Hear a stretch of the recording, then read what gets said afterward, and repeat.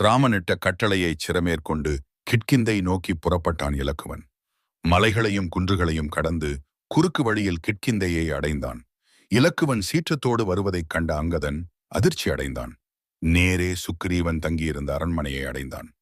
தன் சிற்றப்பன் அற்பத்தனமாய் குடித்து மயங்கி ஆழ்ந்த துயிலில் கிடப்பதை பார்த்தான்.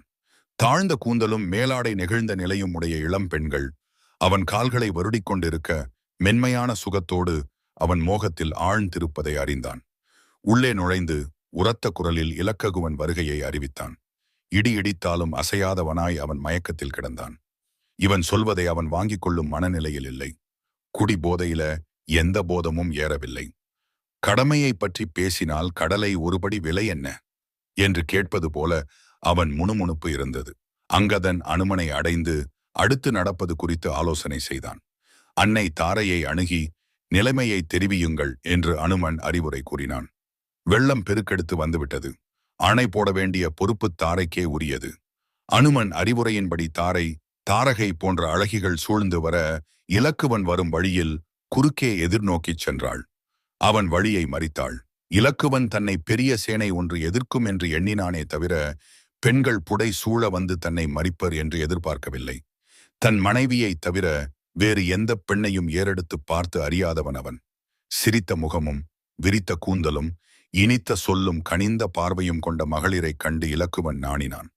அமைதியாய்த்தான் சொல்ல வந்த கருத்தை அடக்கமாய் கூறினான். ராமன் சீதையை பிரிந்த துயரத்தில் ஆழ்ந்து கிடக்கிறான். சுக்ரீவன் சொன்ன சொல்லை காப்பாற்றவில்லை. காலம் தாழ்த்திவிட்டான். அதற்கு காரணம் அறிந்து வர ராமன் என்னை அனுப்பியிருக்கிறான் என்று சொன்னான் இலக்குவன். அவன் காலம் தாழ்த்தவில்லை. தக்க காலம் பார்த்து கொண்டிருக்கிறான். கடமையில் அவன் அதில் முழு கருத்தையும் செலுத்தியிருக்கிறான். சீதை இருக்கும் இடம் தேட இங்கு உள்ள வானரப்படைகள் போதா என்பதால் உலகின் எல்லா திக்குகளுக்கும் செய்தி அனுப்பி வீரர்களை திரட்டி வர ஆள்களை அனுப்பியிருக்கிறான். படைகள் வந்து குவிய கால தாமதமாகிறது. அதனால்தான் இன்னும் அவன் புறப்படவில்லை. சுக்ரீவன் சொன்ன சொல் தவறமாட்டான். செய்வதை திருந்தச் செய்யும் இயல்பினன். ராமனுக்காக அவன் தன் உயிரையும் பணயம் வைப்பான். சீதையை முதலில் கண்டு செய்தி கொண்டு வந்து தருவதே தன் முதல் கடமை என்று எந்நேரமும் அதே சிந்தனையில் ஆழ்ந்து கிடக்கிறான். அவனுக்கு உறக்கமே இல்லை. கடமை கடமை கடமை என்று எந்நேரமும் உச்சரித்துக் கொண்டிருக்கிறான் என்று நயம்பட பேசி அவன் மனத்தை மாற்றினாள். அனுமனும் தாரையுடன் இருந்து தக்க சொற்களை எடுத்துக் கூறி அவன் சினத்தை தணிவித்தான். அங்கதன் இலக்குவனைக் கண்டு வணங்கி அடிபணிந்தான். சினமாறிய இலக்குவன் அங்கதனிடம் தன் வருகையை சுக்ரீவனிடம் தெரிவிக்குமாறு சொல்லி அனுப்பினான். அங்கதன் சுக்கிரீவனை அடைந்து இலக்குவன் கொண்ட சீற்றத்தையும் தாரையின் கூற்றினால் அவன் அடைந்த மாற்றத்தையும் எடுத்துக் கூறி இலக்குவனை போற்றி வரவேற்க அழைத்தான். ஏன் இலக்குவன் வருகையை தன்னிடம் தெரிவிக்கவில்லை என்று மயக்கம் நீங்கிய நிலையில் வினவினான். அங்கதன் நடந்த செய்தியைச் சொல்லி இனி காலம் தாழ்த்தாமல் இலக்குவனை வந்து காண்க என்று வேண்டினான். சினம் தணிந்த நிலையில் இருந்த இலக்குவனை சுக்ரீவன் தோள்கள் ஆறத் தழுவிக் கொண்டான். அவனை தக்க தவிசு ஒன்றில் அமருமாறு வேண்டினான். புல்தரையில் ராமன் படுத்திருக்க நான் இங்கே பொன் தவிசில் எப்படி அமர்வேன்? அவன் கீரை உணவு உண்ண நான் இங்கே சோறும் கரியும் எப்படி அருந்துவேன்? நான் போய்த்தான் அந்த கீரை உணவும் சமைக்க வேண்டும். அதனால் விரைவில் புறப்படு என்றான். அவன் உபசாரங்களை இலக்குவன் ஏற்றுக்கொள்ளவில்லை. சுக்ரீவன் அனுமனிடம் எஞ்சிய படைகளை தீர்ஷ்டிக் கொண்டு உடன் வருகம் என்று கூறிவிட்டு இலக்குவனோடு சென்று உள்ள படைகளை அழைத்துக் கொண்டு புறப்பட்டான். ராமனை அடைந்து அவன் திருவடிகளை வணங்கி கால தாமதத்துக்கும் தான் இன்பத்துள் வைகிக் கடமையில் காலம் கடத்தி அமைக்கும் சுக்ரீவன் மன்னிப்பு வேண்டினான். அவனை தன் தம்பி பரதனாகவே மதித்து அவனிடம் இன்னுரை பேசி அட்டிமன் அனுமனை பற்றி விசாரித்தான். அனுமன் பெரும்படையுடன் பின்தொடர்ந்து வருவதாக கூறி அவனை மகிழ வைத்தான். ராமனும் அவனை அன்புடன் வரவேற்று ஒரு நாள் ஓய்வெடுத்துக் கொண்டு மறுநாள் வந்து சேருமாறு சொல்லி அனுப்பினான். ராமன் அனைவரும் நீங்கியபின் தானும் தன் தம்பியுமாய் பிரிந்த சீதையின் நினைவோடு கவலை நிரம்பியவனாய் அன்றைய பொழுதை கழித்தான். சேனைகள் வருகைக்காக ராமனும் இலக்குவனும் காத்து இருந்தனர். சதவலி, சுசேடனன், தாரன், கேசரி, தூமிரன், காவட்சன், பானசன், நீலன், தரிமுகன், கயன், சாம்பவன், துன்முகன், துமிந்தன், குமுதன், பதுமுகன், இடபன், தீர்க்கபாதன், வினதன், சரபன் முதலிய படைத்தலைவர் பல திசைகளிலிருந்தும் வானர சேனைகளை கொண்டு வந்து குவித்தனர். அப்படைகளை சுக்கீரிவன் ராமனுக்கு காட்டினான். இனி சீதை இருக்கும் இடத்தை காண்பதற்கு காலதாமதம் செய்யக்கூடாது என்று இலக்குவன் கூறினான். 4 திசைகளுக்கும் தக்க தலைவர்களின் கீழ் சேனைகளை அனுப்பி வைத்தனர். சுக்கிரீவன் தென் திசை நோக்கிச் செல்லும் வீரர்களுக்குச் செல்ல வேண்டிய வழிவகைகளை கூறினான். முதலில் விந்திய மலையை அடைதல் வேண்டும். அதனை கடந்து சென்றால் நருமதை ஆறு வரும். அதனை கடந்தால் ஏமகூடம் என்னும் மலை வரும்.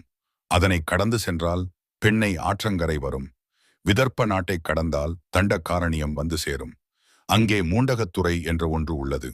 அதனை கடந்து சென்றால் பாண்டுமலை என்ற மலை ஒன்று உள்ளது. அங்கே கோதாவரி என்னும் நதி உள்ளது. அதனை கடந்து சுவனம் என்னும் ஆற்றை தாண்டிய பிறகு கொங்கண நாட்டையும் குலிந்த நாட்டையும் காணலாம். அதன்பின் அருந்ததி மலையை அடையலாம். ஆற்றை எல்லாம் கடந்து சென்றால் தமிழ்நாட்டின் வட எல்லை யாகிய திருவேங்கட மலையை அடையலாம். தமிழ்நாட்டில் காவிரி ஆற்றினக் கடந்தால் மலைநாடும் பாண்டிய நாடும் வரும். அவற்றையெல்லாம் கடந்தால் மயேந்திரம் என்னும் மலை தென்கருங்கடலை அடுத்து வரும். அங்கிருந்து இலங்கைக்குச் சென்று விடலாம் என்று வழி கூறினான். ராமன் சீதையின் அங்கே அடையாளங்களைத் தக்க உவமைகள் கொண்டு அனுமனுக்கு விளக்கினான். பாதாதி கேசம் வரை அவள் அழகினை விவரித்து கூறத் தொடங்கினான். அவள் காலடிகள் தாமரையை ஓக்கும் என்றால் புறவழகு ஆமை போன்றது. கணைக்கால்களுக்கு வரால் மீனும் அம்பரா தூணியும் சூல் கொண்ட நெற்பயிரும் உவமையாகும். தொடைகள் வாழைகளைப் போன்றன. சீதையின் இடை வெளிப்படாதது. அதற்கு உவமை கூற இயலாது. வயிற்றுக்கு உவமை ஆளிலை. உந்திச்சுழி கங்கையாற்றின் நீர்ச்சுழி போன்றது. கைகள் காந்தள் மலர் போன்றன. தோளுக்கு மூங்கிலையும் கரும்பையும் கழுத்துக்கு பாக்கு மரத்தினையும் உவமை கூறலாம். சங்கும் உவமையாகலாம். பச்சோந்தி, ஏழ்பூ, குமிழமலர் அவள் மூக்குக்கு சரியான உவமைகளாகும்.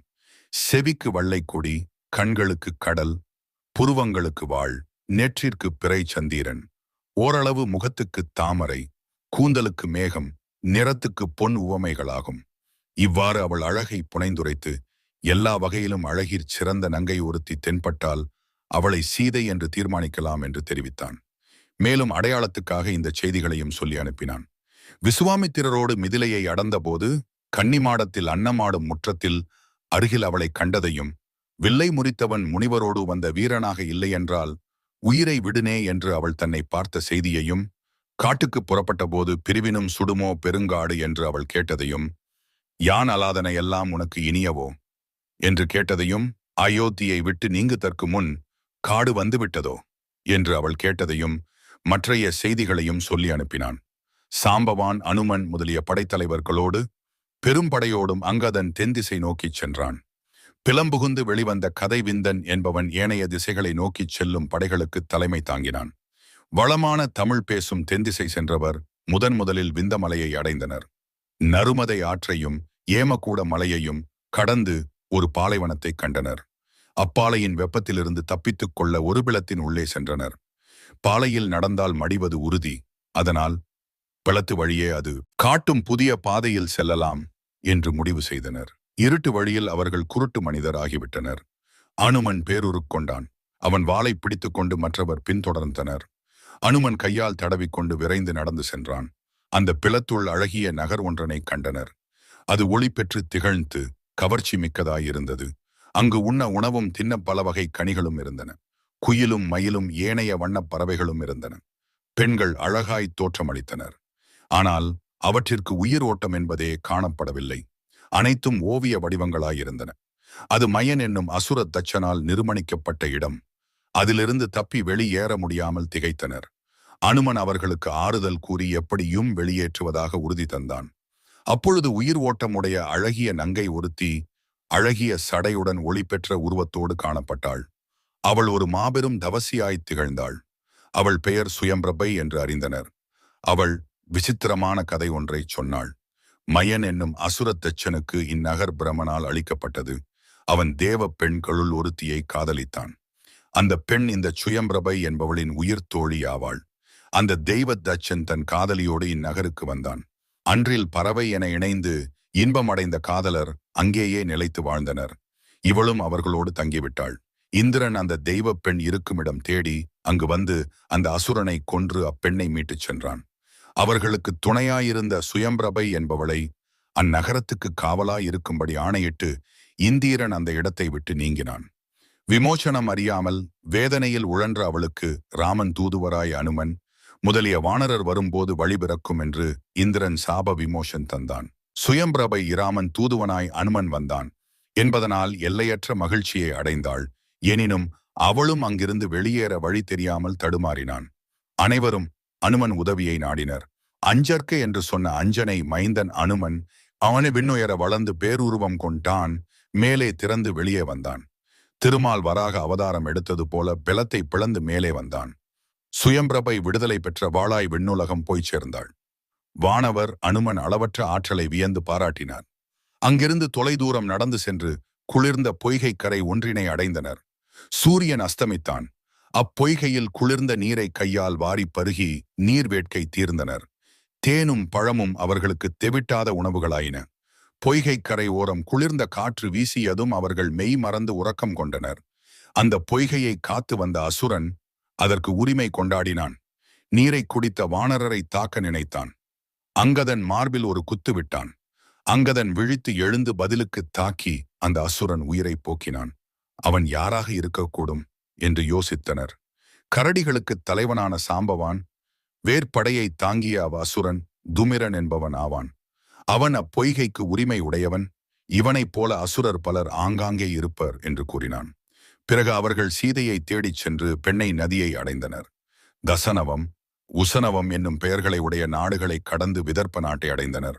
அதற்குப் பிறகு தண்டகாரண்யம், முண்டகத்துறை, பாண்டுமலை, கோதாவரிந்தி, சுவனகம் நதி, குலிங்க தேசம், அருந்ததி மலை, மரகத மலை ஆகியவற்றை எல்லாம் கடந்து வேங்கட மலையை அடைந்தனர். அங்கு தவம் செய்து கொண்டிருந்த அருந்தவ முனிவர் திருவடிகளை வணங்கி பின் சான்றோர் நிறைந்த தொண்டை நாட்டை அடைந்தனர். அதன்பின் செந்நெல்லும் பாக்குமரமும் கரும்பும் நிறைந்த காவிரி நாட்டை அடைந்தனர். அதன்பின் முத்தமிழ் வளர்க்கும் தென் தமிழ்நாடாகிய பாண்டிய நாட்டை அடைந்தனர். அதனையும் கடந்து சுக்கிரீவன் குறிப்பிட்ட மகேந்திர மலையைச் சேர்ந்தனர்.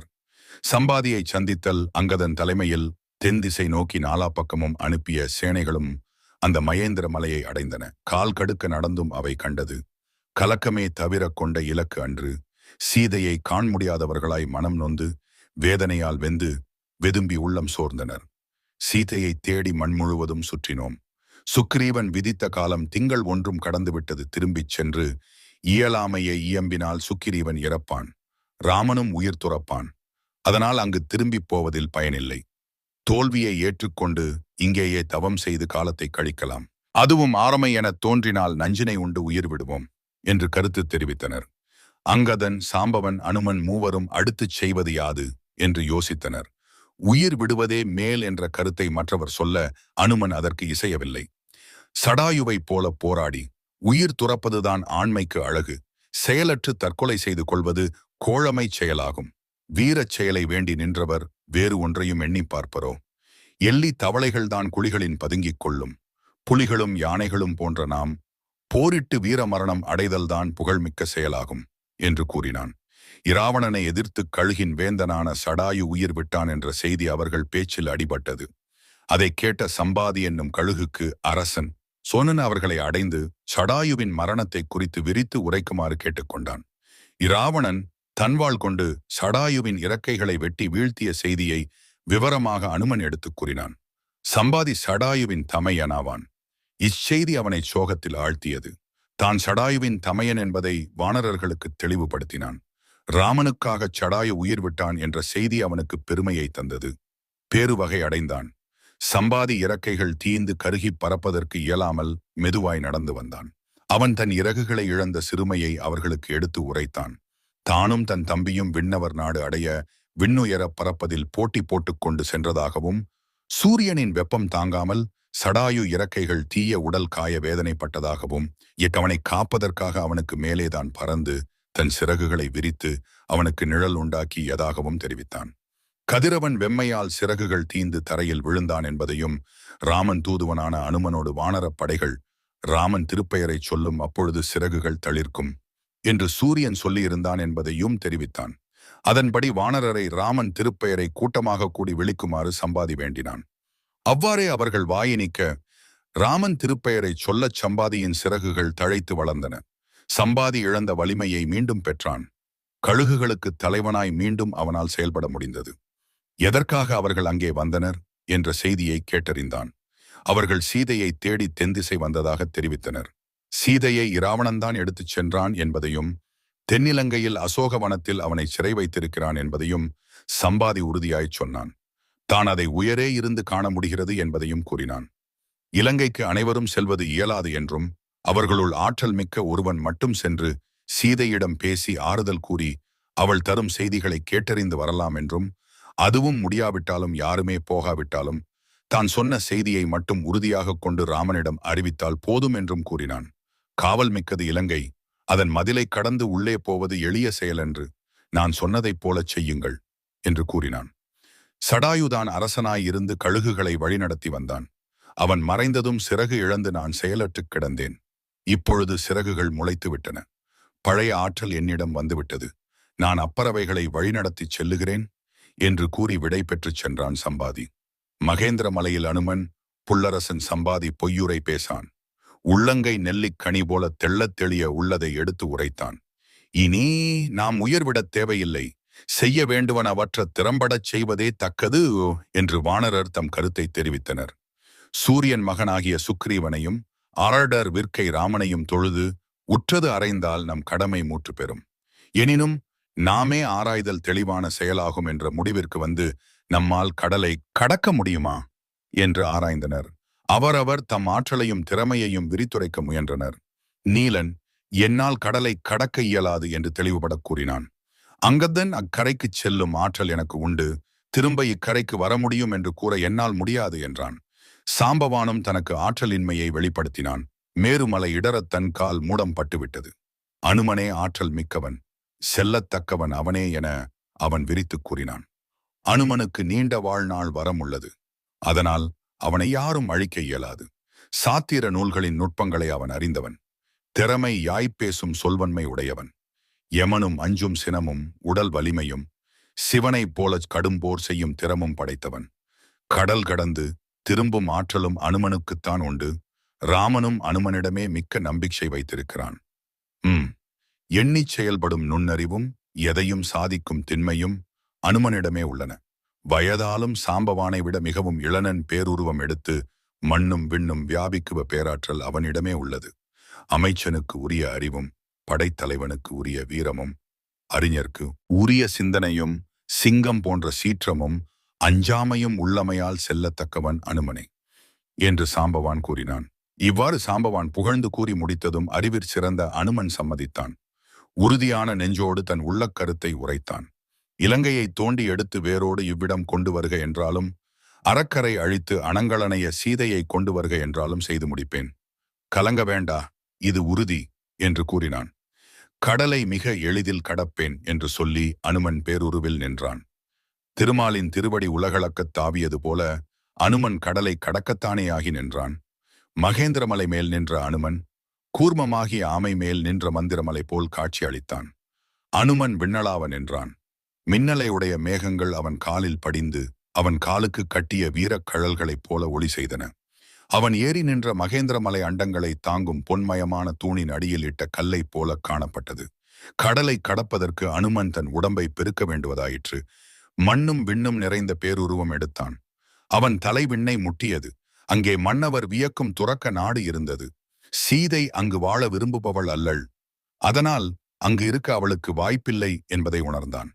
அவன் ஏறி நின்றது மகேந்திரமலை. விண்ணை மூட்டும் அம்மலையில் இருந்த அவனுக்கு பொன்னை நிகர்த்த இலங்கை கண்ணில் பட்டது. செல்லும் இடம் அதுதான் என்ற தெளிவு ஏற்பட்டது. அதனால் எல்லை இல்லா மகிழ்ச்சி அவனை தழுவியது. அங்கிருந்து இலங்கை நோக்கி பாய்ந்தான். கால்களை அழுத்தமாக அம்மலையில் ஊன்றினான். வானரனாக இருந்தவன் வானவர் போல் அந்தரத்தில் பறந்தான். பறவை போல தன்னை மாற்றிக்கொண்டான். வாளை உயர்த்தினான். கால்களை மடக்கினான். கழுத்தை உள்ளடக்கினான். காற்றிலும் வேகமாக தன் ஆற்றல் தோன்ற விண்ணில் பறந்தான். அவன் செல்லும் வேகத்தால் கல்லும் முள்ளும் மரமும் செடியும் கொடியும் அவனுடன் தோழமை கொண்டன. உடன் பயணம் செய்தன. கடல் நீரை பார்த்தான். அதன் அடியைக் கண்டான். நாகர் உலகம் ஒளிவிட்டது. கடல் மீன்கள் அவனால் எழுந்த காற்றால் துடித்து இறந்தன. திக்கு யானைகள் எட்டும் திசை தடுமாறி நிலை குலைந்தன. அண்டங்கள் நடுங்கின. அண்டர் வியந்தனர். மலை குறுக்கிட்டது. விண்ணில் பறந்தபோது எதுவும் கண்ணில் படவில்லை. கொண்ட கொள்கை அண்ட மூகட்டை தாவ உதவியது. கடலில் இருந்து மலை ஒன்று மூளைத்தது. அது கண்டு அவன் மலைத்துப் போனான். அவனோடு போட்டி கொண்டு அஃது உயர உயர நிமிர்ந்தது. இவன் கால்பட்டு அதன் தலை சிதறியது. அது தலை கீழாய் உருண்டது. அசுரன் தலையில் கால் வைக்கும் காளி போல் அதன் மீது நின்று காளி நர்த்தனம் ஆடினான். அது தன் உச்சியை அடக்கிக் கொண்டது. மானுட வடிவம் கொண்டு அவனிடம் வந்து மண்டியிட்டது. அதனை அண்ட ஒட்டாமல் அவன் அகலச் சொன்னான். நீ யார்?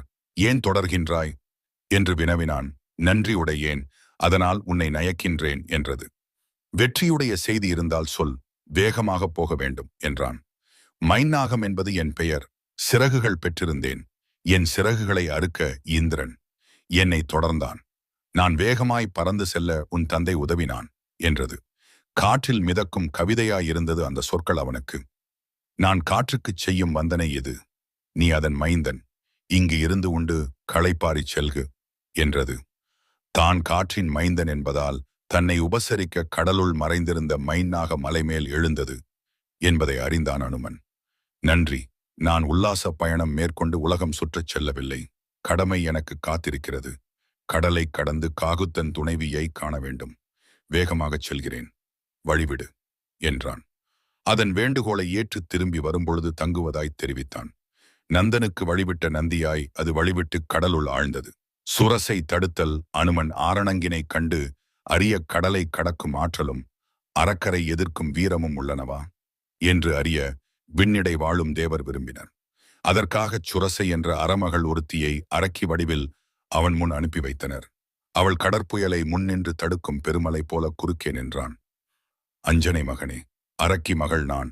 கோரப் பசியால் சோர்வுற்று இருக்கிறேன். உன்னை தின்று ஆர்வை காண விளைகிறேன் என்றாள். பேருருவம் கொண்டு இடைமறித்த அவள் அங்காந்து நிற்க அவள் வாயில் புகுந்து வெளியேறினான். உருவத்தை சுருக்கி வாயுள்ளே புகுந்து வெளியே வந்து பிறகு உடம்பை பெருக்கிக் கொண்டான். பேருருவம் படைத்த அவன் சிற்றுருவம் படைக்கவும் வல்லன் என்பதை காட்டினான். அங்கார தாரகை அடுத்து அவனை தடுத்து நிறுத்தினாள். அங்கார தாரகை என்னும் அரக்கி ஒருத்தி. அவளைக் கண்டு அவன் இரக்கம் காட்டவில்லை.